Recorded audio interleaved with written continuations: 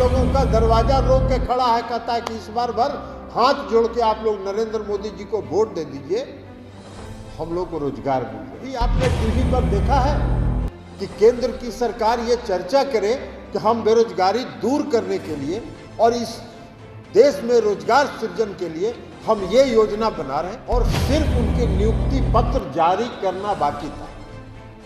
नहीं, सबको फाड़ के फेंक दिया गया और उसके जगह पर क्या बना?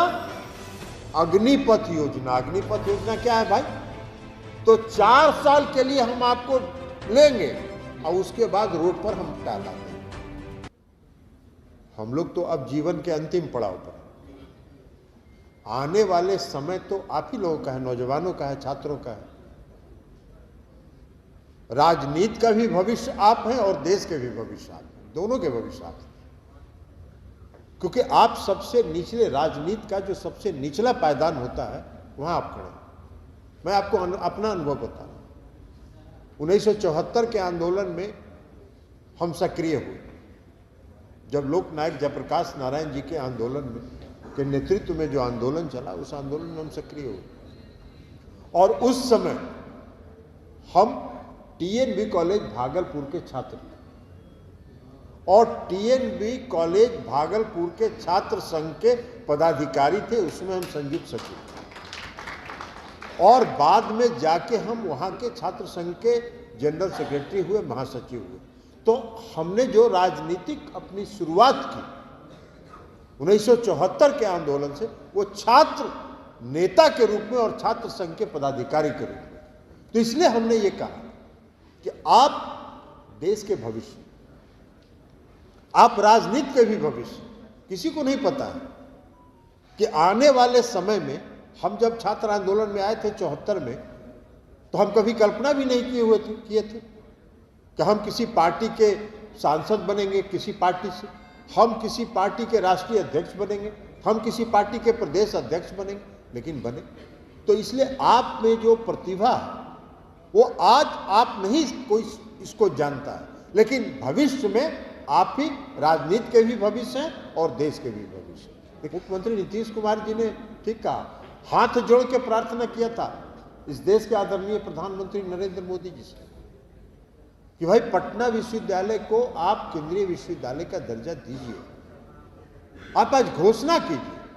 प्रधानमंत्री जी ने एक शब्द उस पर चर्चा भी नहीं किया, यह भी नहीं कहा, न हा कहा न ना कहा। देखिए, पटना में आज एनआईटी है, आप सबको मालूम है। पटना यूनिवर्सिटी के छात्र, मुख्यमंत्री नीतीश कुमार जी भी पटना विश्वविद्यालय के छात्र हैं और पटना इंजीनियरिंग कॉलेज के छात्र हैं। वो जब सांसद थे, हम लोग भी सांसद थे, तो उस समय उन्होंने मुरली मनोहर जोशी जी जो मंत्री थे, शिक्षा विभाग के एचआरडी मिनिस्टर थे, मानव, उनको जाके उन्होंने कहा कि पटना इंजीनियरिंग कॉलेज देश का सबसे पुराना इंजीनियरिंग कॉलेज है, उसको आप एनआईटी बनाइए। और मुरली मनोहर जोशी जी ने इसको स्वीकार किया और आज एनआईटी पटना में बना। तो इसलिए हम कह रहे हैं कि नीतीश कुमार जी का जो लगाव रहा, और इसलिए उन्होंने केंद्रीय विश्वविद्यालय की मांग की। हम लोग जब यह चर्चा करते हैं कि आज का जो एनडीए है, राष्ट्रीय जनतांत्रिक गठबंधन है, वो पुराना अटल जी का और आडवाणी जी वाला एनडीए नहीं है। इसलिए कि अटल जी और आडवाणी जी का जो एनडीए था, उसमें नीतीश कुमार जी ने मांग किया और उसको सहर्ष स्वीकार किया गया। और आज के एनडीए का अंतर यही है कि वही नीतीश कुमार जी बिहार के मुख्यमंत्री के रूप में मांग कर रहे हैं प्रधानमंत्री से पटना विश्वविद्यालय के फंक्शन में, और प्रधानमंत्री चुप रह जाते हैं। देखिए, आज नौजवानों को और छात्रों के साथ सबसे बड़ी समस्या है रोजगार की, बेरोजगारी की। हम लोग 2014 में जब इस देश के प्रधानमंत्री आदरणीय नरेंद्र मोदी जी बने, 2014 के चुनाव के बाद हम लोग चुनाव लड़ रहे थे। हम उस चुनाव में चुनाव हार गए थे, लेकिन हम लोगों ने देखा था प्रधानमंत्री नरेंद्र मोदी जी ने घोषणा किया कि इस देश में हम प्रति वर्ष 2 करोड़ लोगों को रोजगार देंगे। 2 करोड़ लोगों का रोजगार का मतलब बहुत बड़ी बात होती है। और हमने देखा अपने क्षेत्र में, जब हम चुनाव प्रचार में गांव में जाते थे, जब लोगों से वोट मांगते थे, तो लोग कहते थे कि हम तो वोट आपको देने के लिए तैयार हैं, हम तो वोट आपको देना चाहते हैं, लेकिन हम क्या करें, मेरे घर में मेरा बच्चा कर्नाटक में पढ़ता है, बंगलोर में पढ़ता है, कोई कह रहा है कि महाराष्ट्र में पढ़ता है, वो सब कॉलेज छोड़ छोड़ के यहाँ आके बैठा हुआ है घर में, और हम लोगों का दरवाजा रोक के खड़ा है, कहता है कि इस बार भर हाथ जोड़ के आप लोग नरेंद्र मोदी जी को वोट दे दीजिए, हम लोग को रोजगार मिल जाएगा। माने ये स्थिति थी। पूरे देश के जो लोग जहां जहां पढ़ रहे थे, सब अपनी अपनी पढ़ाई छोड़ के गांव में आ गए थे, और गांव में आके अपने अभिभावकों से प्रार्थना कर रहे थे कि भाई वोट दे दीजिए, मोदी जी हम लोग को रोजगार देंगे। भाई 8 साल हो गया, 16 करोड़ लोगों को तो रोजगार मिलना चाहिए था।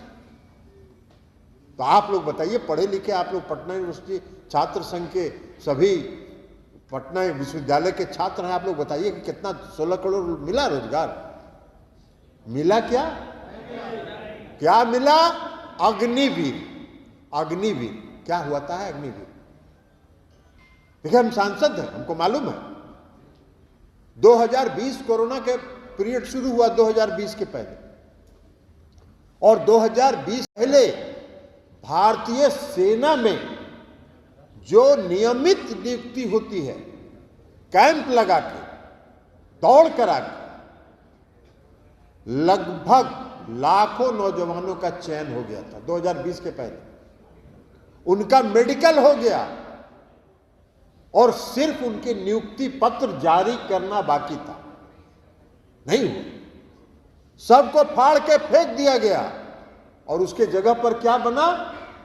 अग्निपथ योजना। अग्निपथ योजना क्या है भाई? तो 4 साल के लिए हम आपको लेंगे, और उसके बाद रोड पर हम टाला देंगे।